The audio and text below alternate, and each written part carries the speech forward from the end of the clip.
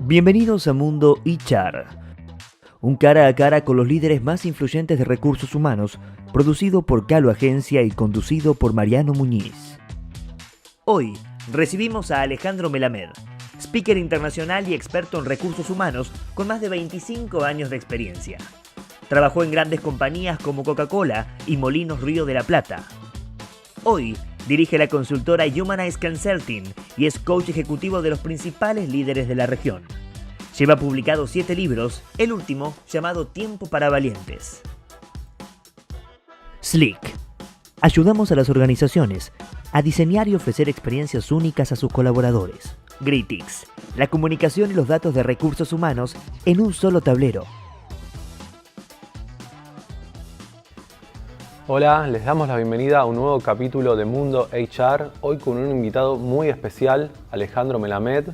Hola Ale, bienvenido. Hola, ¿qué tal? Un gusto, un placer. Gracias por la invitación. No, gracias a vos por estar acá. Y bueno, para arrancar, quería arrancar con una pregunta personal. ¿Les gusta arrancar con una pregunta personal? Ajá. ¿Quién es Alejandro Melamed?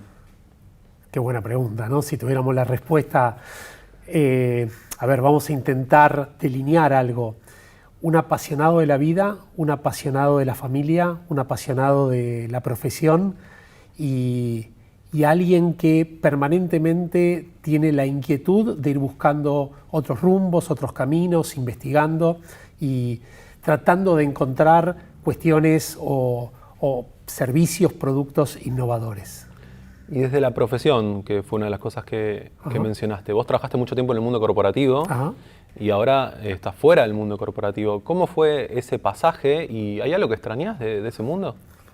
Está buena la pregunta. Yo más o menos unos 25 años trabajé dentro del mundo corporativo y con posiciones de mucha responsabilidad.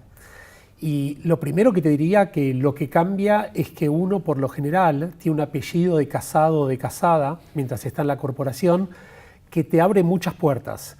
Y el día que vos dejás de estar ahí, tenés que darte cuenta que todo eso era prestado por un ratito y en realidad no te pertenecía. Por otro lado, cuando uno está en el mundo corporativo, está acostumbrado a trabajar con equipos grandes donde cada uno es especialista en alguna de las cuestiones que estás trabajando.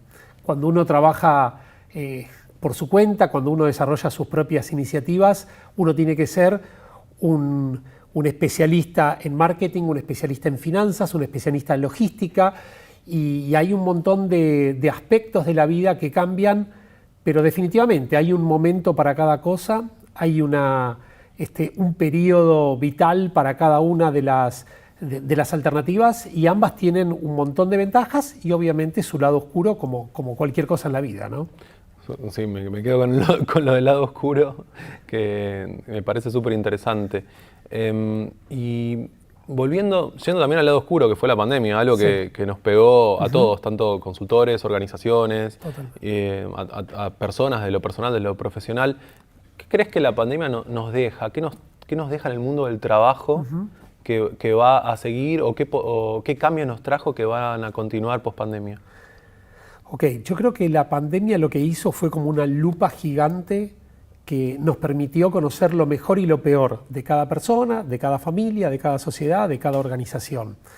Me parece que todavía estamos transitando ese periodo de adaptación a cada uno de los cambios que se fueron desarrollando de manera vertiginosa y prácticamente, te diría, no fuimos conscientes de los cambios que íbamos transitando.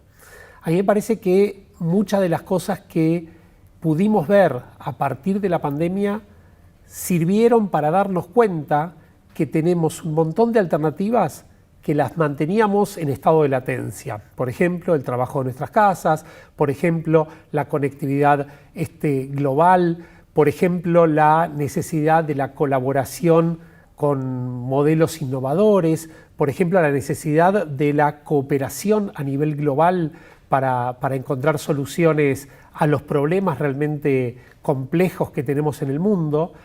Y también creo que una cosa que sirvió es para que muchas empresas puedan transitar aceleradamente hacia su famosa transformación digital y darse cuenta que el mundo analógico es parte de la historia, que podemos rescatar algunas cuestiones obviamente, pero que lo que estamos transitando no tiene nada que ver, y lo que era la revolución hoy en día es la normalidad, ¿no? Entonces me parece que esas son las cosas que llegaron para quedarse, y también creo que sirvió para que muchas personas se den cuenta qué es lo que quieren y qué es lo que no quieren, y hemos visto innumerables casos de personas que han cambiado radicalmente de actividad o de empresa o de naturaleza de trabajo que hacen o de país, de ciudad. Hay infinidad de cambios que se dan en las personas que después trascienden a las organizaciones.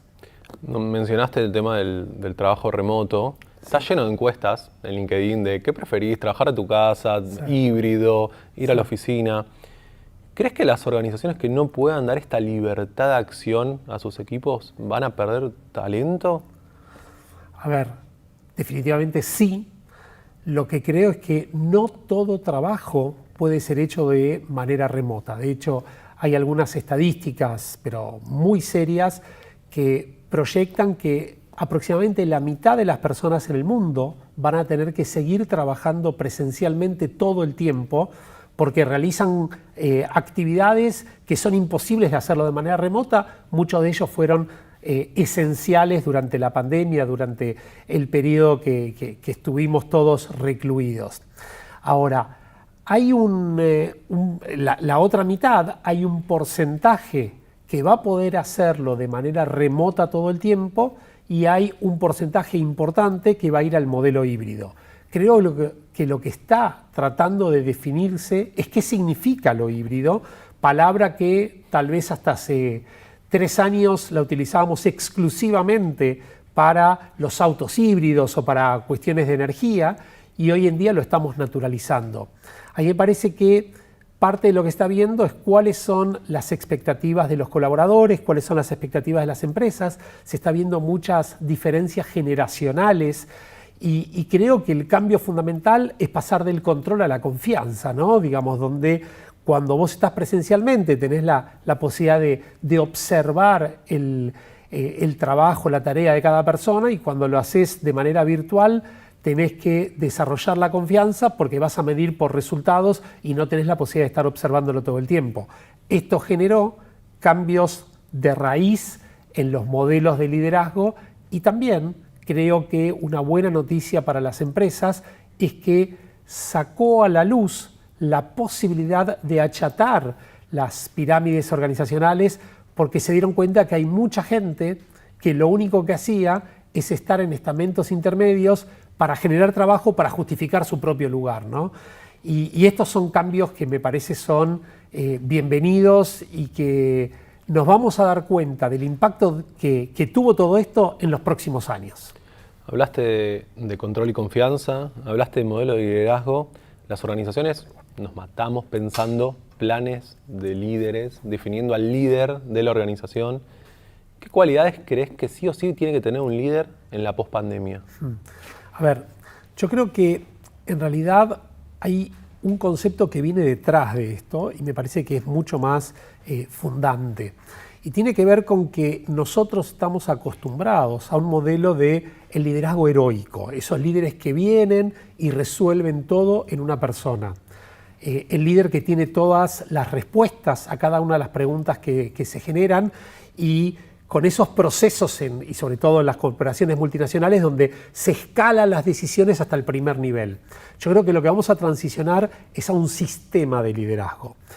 Si lo podemos graficar geométricamente, te diría que pasamos de triángulos a círculos, ¿no? En el triángulo, ya sea pirámide tradicional, pirámide invertida, tenemos una persona que está en el punto central y al cual confluyen muchas de las decisiones importantes. En el círculo lo que tenemos es justamente que va rotando quién tiene la posibilidad de decidir porque tiene más conocimiento. Entonces, sintéticamente te diría que pasamos de los líderes con todas las respuestas a los líderes con las preguntas más potentes. Me parece que de ahí se derivan cuáles son las capacidades, las habilidades que tienen que tener aquellos que conformen el sistema de liderazgo, y fundamentalmente tiene que estar relacionado con la empatía, con la compasión, con la escucha, con la humildad, con la posibilidad de trabajar con y no ordenarle a otro, la posibilidad de estar al servicio de otro y no que otro esté a tu servicio. Me parece que cambia, te diría, 180 grados el modelo de liderazgo que se venía gestando durante mucho tiempo y que hoy se requiere. Y me parece que lo que está sucediendo en muchas organizaciones, que esto está generando un ruido muy grande, porque muchos de aquellos que están en niveles de conducción de las organizaciones no están teniendo la predisposición para cambiar todo lo que tiene que cambiar, y te diría que muchos de estos líderes son los que durante mucho tiempo se la pasaron hablando del cambio, pero que ninguno de ellos quiere cambiar, ¿no? Que es muy habitual esto en las organizaciones. Hablar del cambio como algo utópico, como algo espectacular, pero cuando uno tiene que generar el propio cambio personal e individual, no se visualiza. No, y lo relaciono muchísimo con la transformación digital. Líderes hablando de que nos tenemos que transformar y que por ahí no se transforman. Sí, yo te diría, esto lo visualizo en muchas de las empresas con las cuales tengo la oportunidad de colaborar, que se habla de agilidad, se habla de transformación digital, pero cuando uno trata de trabajar con el equipo de conducción, esos, 8, 10 o 12 personas que están en el punto de la decisión estratégica de la organización, ninguno de estos conceptos está aplicado ni a ellos a nivel individual, ni a ellos trabajando en conjunto. Y obviamente cuando uno detecta este tipo de problemáticas, también detecta que la probabilidad del fracaso se incrementa muchísimo, y por eso se dice que 2 de cada 3 aproximadamente transformaciones no funcionan, ¿no? Y creo que ahí tenemos que distinguir lo que es el cambio de lo que es la transformación. Cambiar es por algo externo, transformar es por algo interno, por tu deseo, por tu convicción, por tu decisión de avanzar en una dirección. Y lo que está visualizando es que muchos tienen que cambiar porque el contexto los condiciona a que hagan esto, pero no hay una verdadera convicción interna de tener que hacer esto. Se visualiza más quedar bien y decir lo que hay que decir, pero no necesariamente cuando uno está en el 1 a 1 con los niveles máximos de dirección, hay una creencia profunda de que estas cosas tienen que suceder. Y cuando no suceden, la culpa muchas veces va a recursos humanos. Sí. ¿Vos sí. ¿qué crees de eso? ¿Y crees que cambió el rol de recursos humanos después de la pandemia? A ver, hace, 25, 30 años que vengo escuchando a Dave Ulrich, que siempre dice, este es el mejor momento para trabajar en recursos humanos, nunca hubo un momento tan importante para trabajar en recursos humanos. De hecho, cuando lo conocí en persona en el programa de Michigan, era muy interesante porque también repetía esto, ¿no? Mi opinión es que en este momento las organizaciones se están dando cuenta, o los líderes de las organizaciones se están dando cuenta que hay 2 factores que hoy marcan la posibilidad de seguir transitando el camino que ellos quieren transitar: las personas y la tecnología. Sin la tecnología, hoy las compañías están muy, muy complicadas, y se dieron cuenta que sin las personas apropiadas, con las capacidades y habilidades desarrolladas, tampoco lo pueden desempeñar. Y entonces es acá donde, si vos sumás personas más la cultura que requerís para utilizar esta tecnología, te das cuenta que el rol del área de recursos humanos, de people o como se llame, cada vez toma más preponderancia, pero me parece que lo que está sucediendo es que, por lo general, era un invitado a la mesa de decisiones cuando se requería tomar una decisión importante. Lo que se visualizó es que no es un invitado, es un jugador importante. Entonces, inclusive creo que hay que revisitar un concepto que está quedando ya en el pasado, que es el de business partner. Muchas organizaciones están evolucionando a tener business partners. No son business partners, son business players lo que necesitamos. Necesitamos jugadores del negocio y no socios que vengan en algún momento.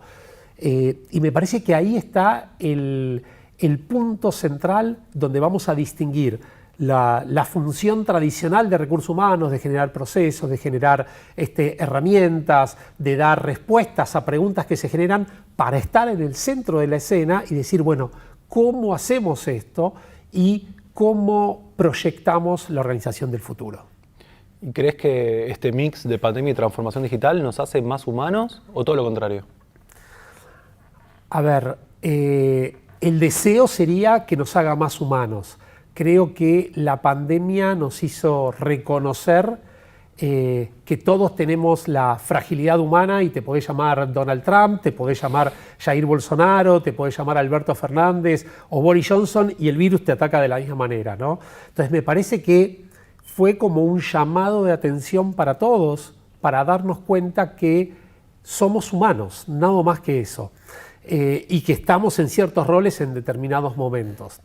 Yo te diría, me parece que sí, pero no podría tener la certeza de que esto va a ocurrir en todos lados y en todas las personas.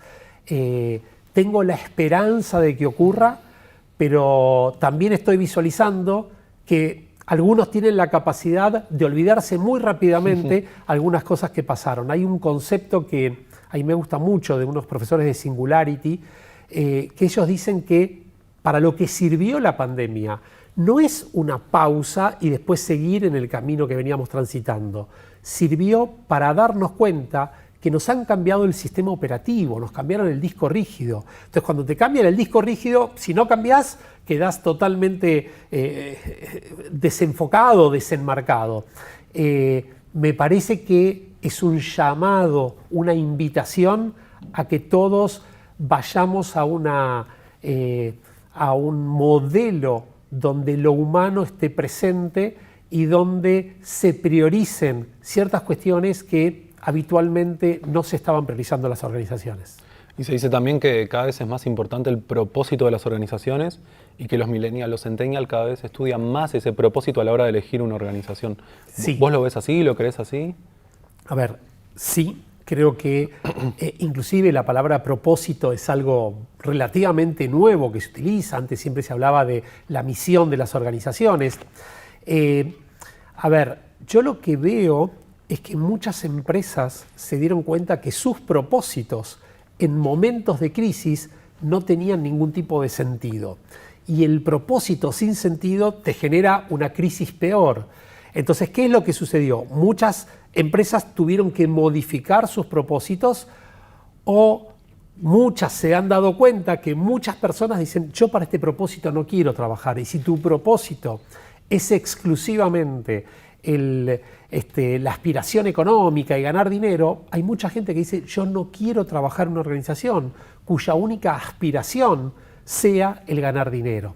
Entonces, este concepto que también teníamos hace tiempo del triple impacto, impacto ambiental, impacto en las personas, impacto económico, me parece que tomó mucho más potencia y definitivamente, yo diría, no los millennials, no los centennials, sino los talentos que son más demandados en las organizaciones están prefiriendo trabajar en organizaciones cuyo propósito coincida con el propósito personal. Después voy a volver a propósito. O esté alineado, ¿no? Coincida. Después voy a volver a propósito porque te quiero preguntar por tu propósito. Pero antes de volver a lo personal, voy a cambiar de tema rotundamente. Dale. Se está hablando mucho del metaverso, desde que Mark Zuckerberg y Facebook le cambiaron su nombre a Facebook a Meta. Sí. Primero, ¿qué es el metaverso? ¿Leíste algo sobre el metaverso? Sí. Y segundo, ¿crees que nos trae a recursos humanos nuevas posibilidades? A ver, primero vamos a decir sintéticamente de que hablamos de metaverso. Es la integración de lo virtual y lo real en una nueva plataforma que engloba todo, donde interactuamos lo humano y lo artificial de manera sincrónica. Con lo cual va a estar omnipresente y aquellas empresas que estén trabajando en esta dirección, y ya tenemos ejemplos muy claros de empresas líderes que están teniendo los líderes de metaverso y que están incursionando de manera muy fuerte y siendo pioneros en este sentido. Desde ya que el área de personas va a tener un rol clave en esto, porque es toda una nueva dinámica de conexión entre todos nosotros, y es más, yo diría que parte de lo que se va a visualizar es que recursos humanos no va a trabajar solamente en el team building tradicional, sino que va a trabajar en el team building de humano y robot, ¿no? Entonces creo que vienen un montón de novedades que nos van a cambiar, pero absolutamente las conversaciones, el eje, nuestra actividad, y va a haber como una especie de modificación radical de todo lo que hacemos, ¿no? A ver, para imaginarnos es cuando las personas iban con Pokémon Go, digamos, por distintos lugares, o cuando uno veía esos juegos donde los jóvenes estaban, o siguen estando, ¿no? Digamos, horas y horas, o los adolescentes jugando. Bueno, todo eso viene a integrarse en algo que, desde mi punto de vista, aún no sabemos lo que no sabemos. Yo creo que así como recién hace unos 15, 16 años empezamos a conocer lo que es un teléfono celular inteligente, y ninguno de nosotros podía tener la capacidad de entender todo lo que podía hacer un teléfono celular inteligente, porque no teníamos esa dimensión dentro de nuestros conocimientos. Hoy en día no sabemos lo que no sabemos respecto a metaverso, y posiblemente en poco tiempo ya metaverso sea algo antiguo y venga algo que, digamos, es absolutamente desconocido, con lo cual me parece que lo más importante es nuestra capacidad de lo que se denomina la repentización, ¿no? Es el cambio en velocidad, y me parece que quienes tienen desarrollado el músculo de la agilidad organizacional son quienes van a poder aprovechar mucho más este tipo de modificación de todo nuestro contexto, de nuestro mundo, ¿no? Digamos, porque todo lo que hagamos, ya sea estudiar, ya sea viajar, ya sea trabajar, ya sea ir al médico, todo va a estar muy posiblemente dentro de este nuevo universo.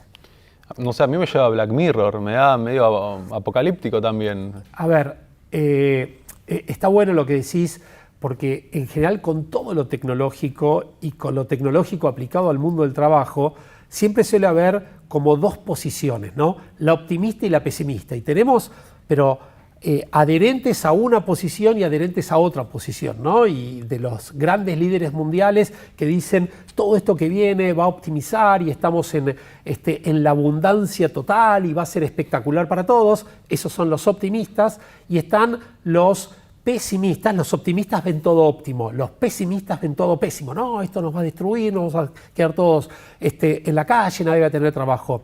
Yo no estoy ni en una posición ni en la otra. Yo trato de posicionarme dentro de una posición que lo denominaría la esperanzadora. ¿Qué es la esperanza? Deseo fervientemente que vayamos hacia un mundo mucho más humano, mucho mejor y con mucha más abundancia, pero también considero que tenemos un rol protagónico, clave, para que esto ocurra. No es que va a ocurrir automáticamente, sino que todos nosotros tenemos una tarea para desarrollar para que esto sea posible. Con lo cual, yo diría, ni lo óptimo ni lo pésimo, ojalá que venga lo mejor, pero vamos a tener que trabajar mucho para que eso sea posible. Bueno, y como decía antes, quería volver al propósito y te quería preguntar, ¿cuál es tu propósito?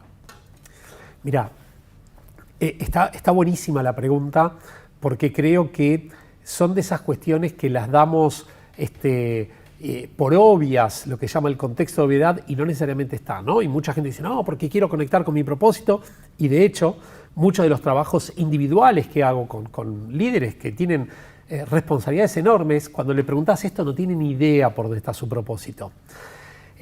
Yo hace más de 20 años, 20 y pico de años, hice un trabajo muy interesante cuando hice mi primer cambio de trabajo con un mentor que es una persona que era maravillosa, ¿no? Y uno de los grandes pioneros en temas de recursos humanos, Renzo Terzano, que tal vez más de uno lo conoce.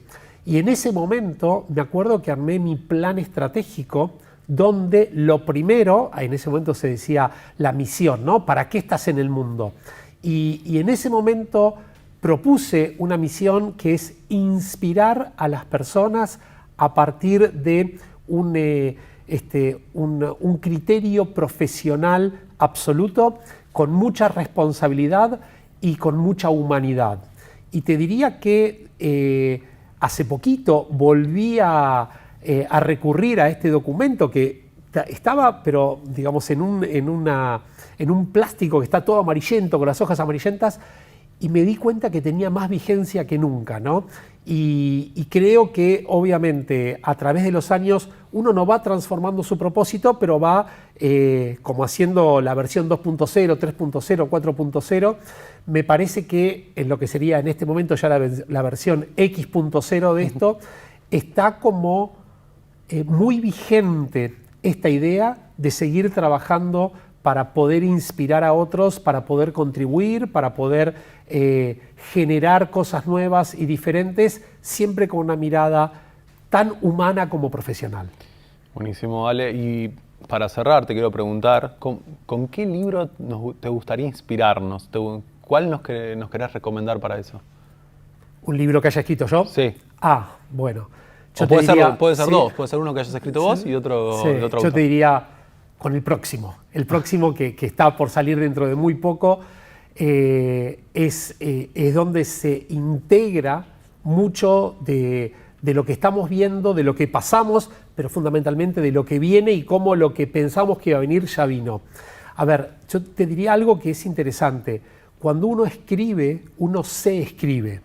Yo tengo publicados 7 libros y ahora el próximo, y me doy cuenta que cada uno tuvo que ver con una etapa de mi vida y resonaba, te diría, en ese momento, y era una posibilidad de compartir mis experiencias, expectativas y vivencias con un montón de gente. Para mí, cada uno tuvo su momento y tiene mucha vigencia porque le habla a cada uno de los públicos, y te diría que cada uno de ellos tengo como un amor muy particular, pero el próximo viene con todo. ¿Tiene nombre? ¿Cómo se va a llamar? Mirá, muy posiblemente, esto dependemos de la editorial, pero muy posiblemente El futuro ya llegó, el nuevo mundo del trabajo. Y bueno, y ahí están integradas y sintetizadas muchas de estas ideas. Ahora, respecto a libros que me hayan inspirado, yo te diría, hay muchísimos autores que me inspiraron. Ahora, hay uno que me rompió la cabeza, que es Organizaciones Exponenciales. Muchas veces cuando yo pienso en mi trayectoria profesional, hay ciertos momentos que son esos hitos que uno va transitando. Y hay un hito en mi historia profesional que me partió al medio, que fue el haber ido a Singularity. Cuando fui a Singularity University me di cuenta la cantidad de cosas que no sabía y que podía llegar a descubrir. Este libro de Organizaciones Exponenciales de alguna manera integra mucho de esto que queremos que sea, y tratar de entender cuáles son las claves de aquellas empresas que tienen esos crecimientos exponenciales. Con lo cual, te diría, uno que a mí me inspiró muchísimo fue Organizaciones Exponenciales de Salim Ismail, que es uno de los fundadores de Singularity University. Bueno, todos tomando nota de ambos libros. Y bueno, te quiero agradecer por estar acá, espero que lo hayas pasado bien y que nos volvamos a encontrar. Por supuesto, ojalá que los encuentros presenciales vuelvan muy rápidamente, y bueno, gracias por la posibilidad y la oportunidad de tener este diálogo tan abierto, tan sincero y tan concreto en algunos temas, ¿no? Gracias a vos, y bueno, gracias a todos, y nos vemos en el próximo capítulo de Mundo HR. Si les gustó este capítulo pueden suscribirse al canal para poder estar al tanto de las novedades y ver los próximos capítulos. Adiós. Esto fue Mundo HR, una mirada sobre el futuro de los recursos humanos en un mundo post-pandemia. Seguinos en Spotify y en YouTube.